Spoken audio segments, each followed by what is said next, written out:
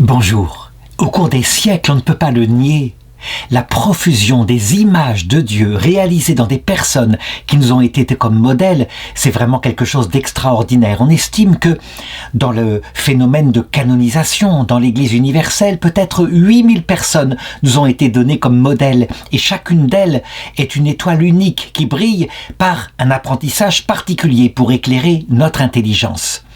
Je voudrais raconter dans cette vidéo la vie de Sainte Dislava de Lemberg. Elle est très peu connue dans nos régions puisqu'elle a vécu dans l'actuelle Tchéquie. De plus, sa vie est très ancienne puisqu'elle a vécu au XIIIe siècle entre 1215 et 1252, donc elle est morte à l'âge de 33 ans. Ce qui fait que, évidemment, dans nos régions, on l'apprit très peu. Et pourtant, son histoire est passionnante, en ce sens que elle va nous montrer comment, quelle que soit la vie, quelles que soient les contradictions, quand on a une vocation et que cette vocation est contrariée, comment est-ce qu'on peut réaliser sa vocation malgré tout. Évidemment, pour cette femme généreuse, il a fallu qu'elle soit de la haute noblesse pour être repérée, mais on peut imaginer qu'il y a des milliers, des centaines de milliers de personnes qui ont été inconnues, dont la vocation a été pareillement contrariée, qui parfois ont été mariées de force avec des hommes qui se comportaient mal et qui ont vécu héroïquement. Comme le disait Jésus, lorsque nous paraîtrons devant le jugement de Dieu, les habitants de Ninive se lèveront devant nous et quelque part nous condamneront parce que eux qui avaient reçu bien moins de grâce que nous ont été fidèles. Alors, voilà le début de son histoire. D'abord, le contexte. Dans cette Europe de l'Est, où le christianisme est en train de s'implanter peu à peu, mais je dirais avec beaucoup de retard. Le christianisme s'était implanté dans la fille aînée de l'Église latine, qui est la France, au VIe siècle. On peut le dire peu à peu avec le baptême de Clovis et puis ce qui avait suivi. En ce qui concerne cette région-là beaucoup plus à l'est, qui deviendra plus tard la Tchéquie, il s'était implanté vers l'an 1000. Et donc, il faut imaginer les circonstances. Il y a encore beaucoup de violence parce que le baptême pour pénétrer les cœurs, pour peu à peu les transformer, le fait génération après génération, étape par étape, peu à peu, et souvent beaucoup plus rapidement chez les femmes que chez les hommes.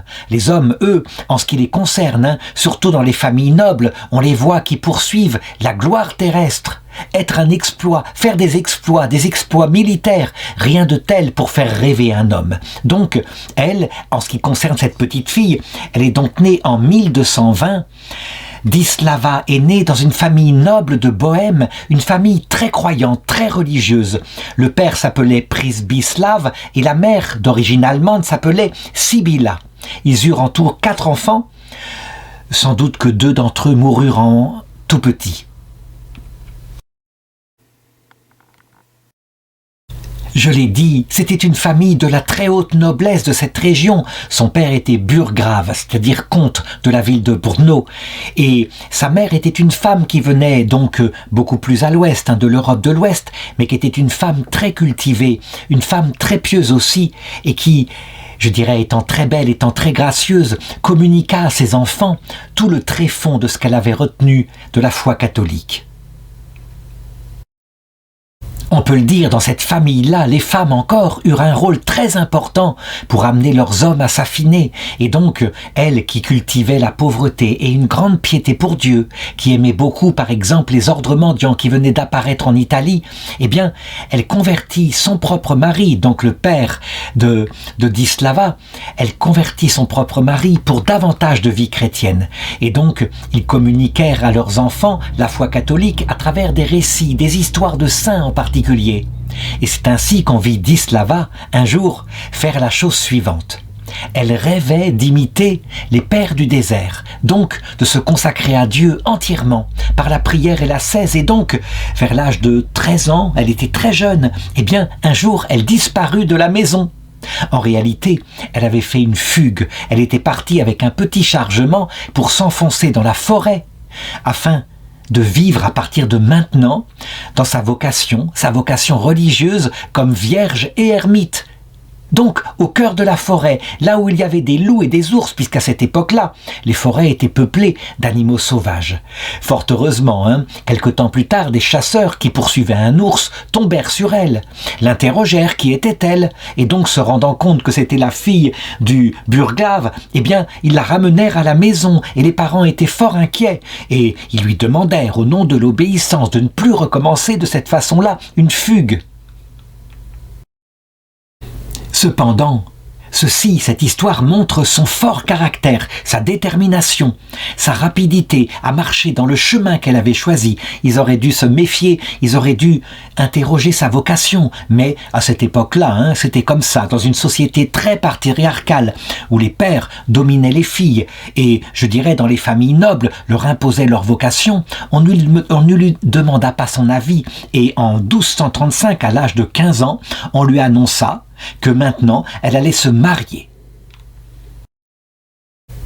Vu son caractère que j'ai raconté tout à l'heure par sa fugue, on peut imaginer qu'elle protesta, elle indiqua qu'elle s'était consacrée à Dieu, qu'elle voulait rentrer au couvent. Mais évidemment, elle n'eut pas son mot à dire. Et on avait déjà choisi son époux, qui était un noble de la région, qui s'appelait Havel, de la famille Lamberg. Et donc, on les présenta. Et je dirais qu'elle n'eut pas le choix. Le consentement, normalement, le prêtre devrait être là pour véritablement vérifier que le consentement vient de la jeune fille. Je ne sais pas comment cela se fit, mais probablement que sa présence ici, forcée, avec sa robe de mariée, suffit à accepter le consentement. Et donc c'est ainsi que, en 1235, elle se retrouva épouse. Qui était son mari ? Eh bien, un jeune homme qu'avait dans la tête d'autres perspectives tout à fait différentes. On lui donnait une belle jeune femme, c'était vrai, comme épouse. Après tout, pourquoi pas ? Mais lui, il aimait se mettre au service du roi. C'était un jeune homme plein d'énergie qui voulait s'engager dans le métier des armes, devenir un chevalier et faire des exploits militaires à la guerre. On l'avait donc marié avec une femme très différente de lui, et lorsqu'il vit son immense piété, évidemment, il dut hésiter, mais, je dirais, elle n'eut pas le choix, et donc le mariage fut bientôt consommé. Et de ce mariage allaient naître 4 enfants, Havel, Margarita, Jaroslav et Zadislav. Était-ce un mariage réussi ? Je dirais non, pas au début, certainement pas un mariage d'amour, ils étaient trop différents, et elle, on avait forcé sa vocation. Elle était donc dans une vocation contrariée. Alors, qu'est-ce qu'elle fit ? Eh bien, dès que son mari était parti pour ses charges de militaire, elle transformait sa vie dans sa maison à la façon dont elle rêvait de la vivre, à savoir la prière, et beaucoup de jeûnes, des sacrifices, et puis la charité fraternelle. Je veux dire que la fortune de son mari, après tout, elle était son épouse. Eh bien, elle commença à s'en servir par petites doses d'abord, et puis de plus en plus, pour aider des pauvres du secteur. Et sa charité, bientôt, envahit toute la maison. Elle recevait des pauvres qui étaient quelquefois comme cela à la rue, qui auraient pu mourir de froid. Elle les recevait à l'intérieur de sa maison. Quand Havel revenait à la maison, qu'il voyait ainsi, eh bien sa femme transformait sa maison en une sorte d'arche de Noé. Il se mettait très en colère. Les chroniqueurs de l'époque disent que, eh bien, ce mari était un homme grossier, voire dur avec sa femme, qu'il avait de grandes colères, qu'il ne supportait pas ainsi que sa maison se transforme en une sorte de repère où il y avait des puces et des poux, toutes sortes de choses qui accompagnent les pauvres. Bref, ce mariage était mal parti, en tout cas pour elle. Et là, on peut se dire, quand la vocation est contrariée, on a vu bien des cas dans l'histoire où des jeunes filles ont été forcées de se marier, quelquefois ont résisté. Est-ce qu'elle aurait dû s'enfuir pour réaliser sa vocation ? Certaines choisirent cela. Elle resta et elle préféra mettre sa confiance en Dieu. Puisque Dieu l'avait mis dans le mariage, alors elle serait une épouse et une bonne épouse. Mais il n'était pas question pour elle de renoncer à ce qu'était sa vocation profonde. D'ailleurs, le Seigneur allait l'aider de cette manière-là, formidable, fantastique, qu'arrive très peu souvent, mais je dois la raconter. Je dirais qu'elle prouve que si le Seigneur le veut, quand une vocation est contrariée, il peut tout arranger d'un coup. Voilà ce qu'il se passa.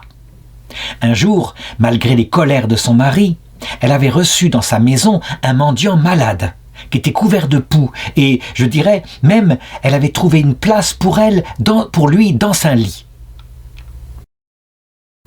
Le mari revint à la maison ce soir-là, et quand il constata qu'il y avait un pouilleux de nouveau dans sa maison, cette fois, ce fut trop.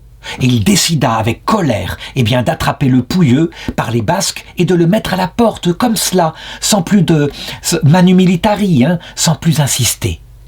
Il souleva donc les draps et là, il fut stupéfait. En fait de pauvre, il avait dans le lit, c'était net, c'était fabuleux, il avait le Christ crucifié qui était là présent, avec ce corps lacéré par des fouets. Ce fut une vision bouleversante qui le laissa sec sur place, qui l'impressionna tellement que, loin de chasser ce pauvre, à partir de ce jour-là, il se mit à reconsidérer les actions de sa femme. Il n'osa plus la contredire. Et même, il décida de se convertir lui-même, de changer de vie. On peut dire que cette vision-là, qui l'avait bouleversé, qui arrive à nous, à l'heure de notre mort habituellement, qui lui fut donnée de son vivant, d'un coup transforma ce loup coléreux en un agneau qui n'avait plus qu'une idée, se conformer à sa femme, imiter ses volontés, suivre ce qu'elle voulait faire. Tout d'un coup, lui qui cherchait la gloire terrestre, à travers des exploits militaires, un peu comme saint Ignace de Loyola, quand il avait lu la vie des saints, que la grâce était tombée sur lui, il n'eut plus qu'une idée. Chercher la gloire de Dieu, c'était tellement plus grand. Là, je voudrais m'arrêter, pour bien indiquer. Comme l'avait dit Jean-Baptiste, le Seigneur, s'il le veut, peut transformer tout de suite ces pierres que voici en des enfants à Abraham. Ça veut dire que, s'il le veut, il fait une apparition et maintenant, l'Europe occidentale, tous ces gens qui méprisent le salut éternel, il les convertit. S'il ne le fait pas, c'est qu'il a des raisons, et ces raisons ne sont jamais pour perdre ces gens, mais toujours pour les sauver un jour plus glorieusement. Comme dit saint Paul, Dieu a soumis tout homme à des temps de désobéissance afin de faire à tout homme miséricorde. Là, en l'occurrence, le mari de sainte Dislava fut converti au début de leur mariage. Et ce fut une aide formidable, puisque maintenant, elle avait un assistant dans sa vocation religieuse, sa vocation d'épouse, sa vocation de mère, plutôt qu'un ennemi. Que faire alors? Quelle décision prendre maintenant que le Christ avait surgi dans cette famille grâce à la prière de Dislava? Fallait-il tout quitter, se consacrer à Dieu? Dislava, avec son intelligence et discutant avec son mari, lui indiqua que leur vocation maintenant, elle passerait par un ordre religieux, mais pas pour quitter leur devoir. Ils devaient élever leurs enfants, ils étaient mari et femme, et donc il y avait un ordre particulier qui permettait à cela, à savoir qu'on pouvait suivre une règle particulière tout en restant dans le monde. C'était le tiers-ordre de la communauté des Dominicains, une communauté qui avait été créée en Italie par saint Dominique, qui avait comme but l'apostolat, la prédication. Des savants en faisaient partie, de grands théologiens, et donc il y avait le premier ordre qui s'appelait les Dominicains, les frères prêcheurs, le deuxième ordre qui était de dominicaines cloîtrées, créé par saint Dominique, qui priait dans la contemplation pour l'apostolat des prêtres, et le troisième ordre, qui était des laïcs, qui pouvaient rester dans le monde avec un père spirituel, qui avait un horaire, un emploi du temps, quelques exercices de piété, et qui vivaient leur vie de cette façon-là. Et donc tous les deux décidèrent de devenir tertiaires dominicains. Saint Paul avait dit avec son expérience, la femme mariée veut plaire à son mari et donc elle est divisée. Et bien par ce moyen, on peut dire que sainte Dislava de Lamberg et son mari trouvèrent le moyen de faire mentir cette parole. Étant consacrée à Dieu, voulant plaire à son mari, donc étant belle, c'était une très belle femme, je l'ai dit. Et bien malgré tout ce qu'elle elle le faisait en même temps au service du Seigneur. Et le sacrement de mariage, puisque le mariage naturel qui leur avait été imposé était là vraiment vécu comme un sacrement, devenait une vocation pour marcher vers Dieu ensemble.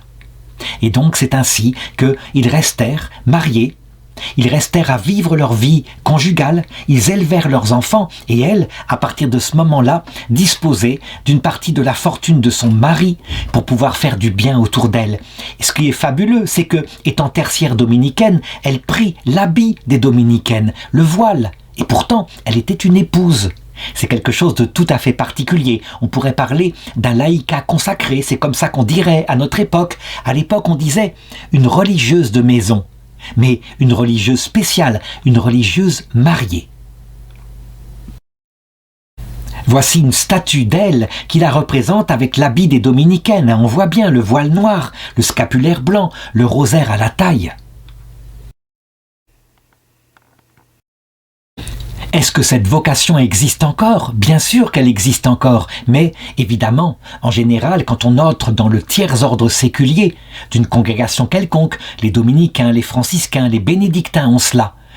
On ne peut pas porter l'habit religieux. Ce n'est pas comme à l'époque. À l'époque, on avait le droit. Maintenant, on resterait en habit civil et le changement de comportement serait par une règle qu'on fixe avec son père spirituel dans le cadre de son oblature. Ladislava, à partir de ce jour, heureuse, soutenue par son mari, entra dans une vocation de prière et aussi de jeûne. Ce sont les deux pieds qu'on lui a appris être les fondements de la vie spirituelle. Donc, prière pour vivre le Seigneur cœur à cœur, et puis sacrifice, jeûne pour ne jamais s'endormir sur son acquis. Et aussi elle devint une sorte de collaboratrice laïque auprès des pauvres de la région, les pèlerins, les malades, les personnes nécessiteuses, au point elle le faisait tellement, avec une telle générosité. Il faut dire qu'elle disposait d'une grande partie de la fortune de son mari, qui lui était raisonnable, disait « Attention, il faudra qu'on en communique à nos enfants, on ne peut pas tout donner ». En tout cas, elle devint dans la région, elle fut surnommée la mère des pauvres. C'est un titre magnifique, comme l'avait dit Jésus.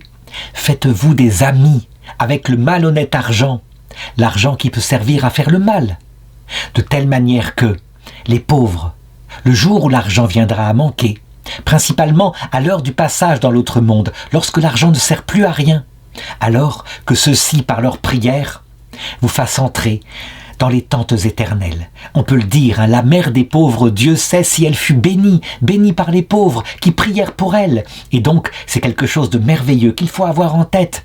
Quand on a la possibilité de faire l'aumône, de manière juste, pas dans l'assistanat complet, mais comme cela, eh bien, on s'attire la bénédiction et la prière des pauvres. À l'heure du jugement, avec tous les péchés qu'on a, les pauvres intercèdent pour nous auprès du Christ. Et quelquefois, le purgatoire est bien moins loin, bien moins long à faire. Ladislava voulait aussi, là-bas en Bohême, dans son pays, faire la plus grande des charités qui consistait à annoncer l'évangile aux pauvres. En effet, l'homme ne se nourrit pas que de pain matériel, mais de toute parole qui sort de la bouche de Dieu. Et donc, en communion avec son mari, eh bien, elle obtint que des dominicains viennent d'Italie et de France et viennent fonder ici en Bohême 2 couvents, l'un à Turnoff et l'autre à Jablona. Les dominicains d'Italie, enthousiasmés, envoyèrent des frères de très bonne qualité. Il y eut par exemple Saint Hyacinthe de Pologne qui vint ici en Bohême, et puis il y eut le bienheureux Ceslo. Quant à elle, eh bien, Dislava, elle recevait tous les jours l'Eucharistie. Ça, c'était une pratique inhabituelle à l'époque, mais qu'elle avait obtenue par rapport à l'horaire qu'on lui avait fixé. Donc, une vraie vie religieuse. Et puis, à un moment donné, étant vraiment donnée à Dieu, ayant manifestement plu à Dieu par son humilité, par sa bonté, sa charité, eh bien, elle commença à être envahie par des phénomènes mystiques donnés par Dieu, comme si, maintenant, alors qu'elle appartenait à son mari, elle appartenait au Christ. Et donc, elle eut des extases, elle eut des visions. Et puis, non seulement ça, mais autour d'elle, il commença à y avoir des phénomènes miraculeux qui commencèrent à se multiplier. Il faut que je raconte ça, c'est très important. Certains, du coup, se demandent à notre époque, mais comment se fait-il qu'il n'y a plus tellement de miracles comme à l'époque, ici au XIIIe siècle? Il faut savoir que d'abord, dans les régions qui sont à peine évangélisées, Le Seigneur qui connaît le cœur des hommes, qui sait que la foi se développe d'abord par des signes extérieurs avant d'être intériorisée, il permet qu'il y ait comme cela, au début, des centaines de miracles. Ils se multiplient, mais dans des terres plus approfondies où on comprend que les miracles extérieurs ont comme but le développement de la charité, la fréquentation de Dieu par la prière. Les miracles sont moins donnés, mais les grâces davantage. Et donc, voici quelques-uns des miracles qu'elle accomplit en s'occupant des pauvres particulièrement, débordante de charité lorsqu'elle était confrontée à un cas dramatique. Elle priait, elle se tournait vers Dieu, et curieusement, elle obtenait tout. Celui qui a écrit sa vie, dont on tient le récit qui s'appelle Dalimil, il décrit: elle ressuscita pas moins de 5 personnes, une résurrection au sens propre. Des cas tout à fait particuliers, comme par exemple une épouse avec des nombreux enfants qui meurent de maladie. Elle apprend cela, elle est scandalisée, elle se précipite vers le Seigneur, elle exige de lui qu'il rende cette maman à ses enfants. Eh bien, elle l'obtient, et la maman reprend vie. Mais 5 personnes, c'est énorme. On n'a pas de cas comme cela, si ce n'est avec de grands dominicains comme Saint Vincent Ferrier, qui a vécu un peu plus tard du côté de la France et de l'Espagne. Elle rend la vue à de nombreux aveugles, elle guérit beaucoup de gens perclus et elle soigne des lépreux. Les faits miraculeux ont tellement frappé ses contemporains que dans l'église de Sainte Dislava à Jablonne, il y a 24 tableaux qui ont été fabriqués plus tard par des peintres et qui représentent la totalité des phénomènes extraordinaires qui se sont passés dans sa vie, dont ses résurrections. De nos jours, d'ailleurs, dans la crypte où elle est enterrée, la crypte d'Islava, toute la Tchéquie, dès qu'il y a un problème, des pèlerins viennent, et là, ils viennent demander une guérison, une grâce, ou simplement se confier à Dislava. Est-ce que les miracles sont aussi nombreux qu'à l'époque? Je ne pense pas, mais en tout cas, les grâces intérieures, elles, se multiplient. Le retour à la foi, savoir en particulier que la vie terrestre, de toute façon, se terminera, qu'elle est passagère.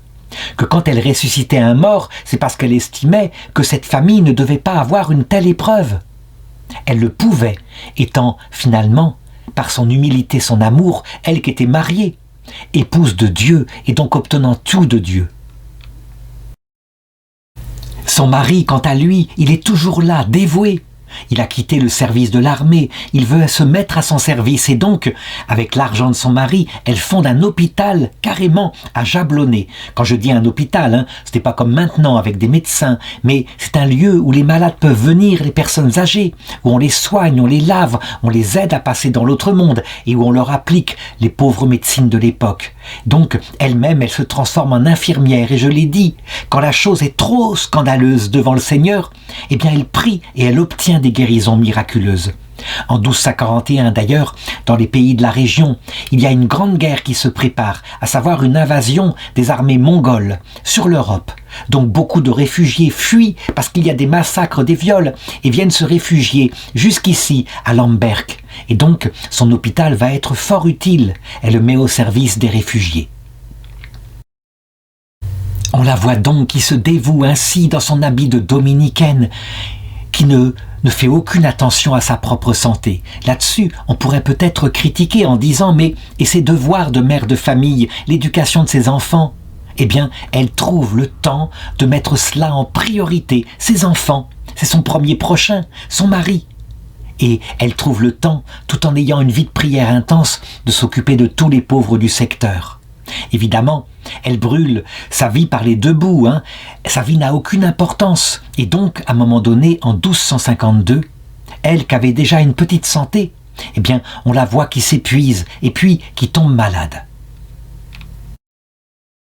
Cependant, son mari se doute bien qu'il y a là une maladie très étrange. Elle a 33 ans, l'âge du Christ. Manifestement, le Christ l'identifie à son propre sort, parce que sa vie mystique est intense, même si je ne peux pas la décrire, je n'ai pas de renseignements, mais on peut se douter qu'elle imitait le Christ par toute sa vie. Et elle ne faisait que l'imiter quand elle guérissait les malades, ressuscitait les morts. En tout cas, cette année 1252, pour la grande détresse de son mari, de ses enfants, eh bien, elle n'a pas le choix. Elle est emportée dans l'autre monde, elle meurt à l'âge de 33 ans. Elle laisse sa famille dans une grande détresse, véritablement. Ils ne comprennent pas. Comment se fait-il qu'une épouse si formidable, qui les avait élevés, qui les avait poussés à devenir plus saints, soit partie si tôt? Et on peut deviner que le mari, probablement, était entré dans la détresse, peut-être même dans des reproches amers qu'il faisait au Seigneur. Eh bien, elle va obtenir du Seigneur, depuis le ciel, de venir le consoler, comme un ange. Elle lui apparaît. Il le dira, il eut une vision glorieuse d'elle, et là, elle lui disait, et elle l'encourageait, à ne pas se désespérer, qu'elle était juste passée dans une autre pièce, et qu'il viendrait un jour la rejoindre, qu'il devait maintenant s'occuper des enfants, et continuer à s'occuper des pauvres, ce qu'il fit d'ailleurs, et il resta profondément, voulant être digne de celle qu'avait été son épouse. On aurait pu dire qu'avec un tel homme, un militaire, qui avait vu sa femme en songe, que c'était peut-être, il le prendrait comme une vision à cause de son chagrin. Eh bien non. Dans la vision, elle lui avait dit, « Tu vois, je te laisse ceci, pour preuve que c'est vraiment moi. » Et elle lui montrait le manteau qu'elle portait toujours, qu'on n'avait pas retrouvé, qu'elle avait donné à un pauvre. Eh bien le lendemain, lorsqu'il se réveille, le manteau rouge qu'elle avait porté était là, sur son lit, dans la pièce. La preuve que ce qu'il avait vu n'était pas un rêve, qu'il avait vraiment vu sa femme et qu'elle lui avait vraiment parlé. Dans tout le pays de la Bohême, dans toute cette Tchéquie, jamais Dislava ne fut oubliée. Elle devint même l'une des patronnes de ce pays. Et puis, il y eut ensuite des écrivains, des poètes, des sculpteurs, des peintres pour raconter sa vie. Je l'ai dit, tous ces tableaux dans l'église où elle est enterrée. Les Tchèques, quant à eux, spontanément n'attendèrent pas que l'Église catholique se prononce sur sa sainteté. Ils la déclarèrent sainte de tout leur cœur. Et ce ne fut seulement qu'au XXe siècle, le 28 août 1907, que le pape Saint Pie X reconnut qu'elle était bienheureuse, donc établit son culte dans la région où elle était connue. Mais évidemment, cela ne s'arrêta pas là. Quand le pape Jean-Paul II fut élu, eh bien, lui-même, il décida qu'il fallait qu'elle soit connue pour l'Église universelle, ce qui malheureusement ne fut pas le cas, parce qu'elle avait vécu il y a trop longtemps, et puis les saints sont tellement nombreux maintenant qu'on finit par ne plus les connaître. Quant au pape Paul VI, en 1971, bouleversé par son histoire, eh bien, il voulut écrire une lettre apostolique dédiée à sainte Dislava, qui à l'époque était la bienheureuse Dislava de Lemberg. Voici une phrase dite par Jean-Paul II au moment de sa canonisation, qui se passa en Tchéquie, en Moravie. Oui, l'exemple de sainte Dislava est un éminent exemple actuel, surtout par rapport à la vocation dans la famille, comme elle nous l'enseigne. La famille doit être ouverte à Dieu, mais aussi aux dons de la vie, et puis aux besoins des hommes et des pauvres en particulier. Je voudrais terminer cette vidéo par quelque chose qui est une surprise, qui est très étonnant. En effet, lorsque les techniques médicales apparurent et qu'on commença à savoir reconstituer le visage des personnes à partir de leur crâne, comme on possédait les reliques de Sainte Dislava et son crâne en particulier, eh bien, les médecins décidèrent de recréer son visage pour qu'on voit à quoi elle ressemblait. Et donc, je voudrais le montrer, son visage, pour que chacun voit, un peu comme revenant du passé, de manière physique, sensible, qu'elle nous regarde. Et on peut faire confiance, vraiment, elle ressemblait à ça lorsqu'elle est morte à 33 ans, avec ce voile de religieuse, ce voile de dominicaine. Et voici d'ailleurs, pour bien prouver que ce n'était pas n'importe quoi, voici comment, eh bien, le médecin, ou plutôt l'artiste qui reproduit son visage, avait pris des photos à partir des étapes de la reconstitution.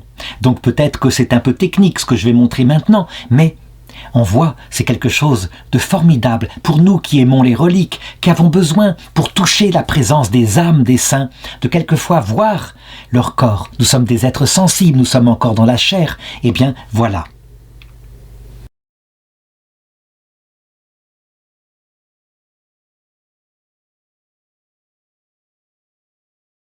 Comment pourrais-je conclure cette vidéo? Eh bien en disant ceci. Oui, maintenant nous l'avons compris. Il est possible d'être consacré à Dieu dans le mariage. Le mariage naturel fait qu'on tombe amoureux l'un de l'autre. Et là, il n'y a pas le motif du Christ, mais une attraction entre un homme et une femme. Mais quand le mariage est transfiguré par le sacrement de mariage, il devient une vraie vocation, une vocation religieuse. On n'est pas obligé d'être divisé, ce n'est pas vrai. Évidemment, il faut prendre les moyens, et il vaut mieux ne pas être confronté, comme l'a été sainte Dislava, à un mari qui au début n'était pas du tout chrétien. Il vaut mieux que le mariage soit fait entre deux catholiques qui partagent la même volonté de transformer leur mariage en une vocation. Inutile évidemment de porter un habit religieux, ce n'est pas cela. C'est le fait de prier ensemble. Et quand les enfants arrivent, de vraiment croire dans leur baptême, donc de prier avec eux quand ils sont tout petits, et puis quand ils grandissent, de leur donner le catéchisme, de leur apprendre à prier, bref, de transformer sa famille, comme le disait le pape Jean-Paul II, en une église domestique. Alors, dans ce cas-là, oui, la parole de saint Paul ment. Quand on est marié, on peut ne pas être divisé. Quand une femme se fait belle pour son mari, elle n'est pas divisée parce qu'elle le fait pour Dieu aussi. Quand un mari est là, travaillant durement, peut-être pour protéger sa famille, il n'est pas divisé parce qu'il le fait pour sa famille, c'est-à-dire aussi pour Dieu.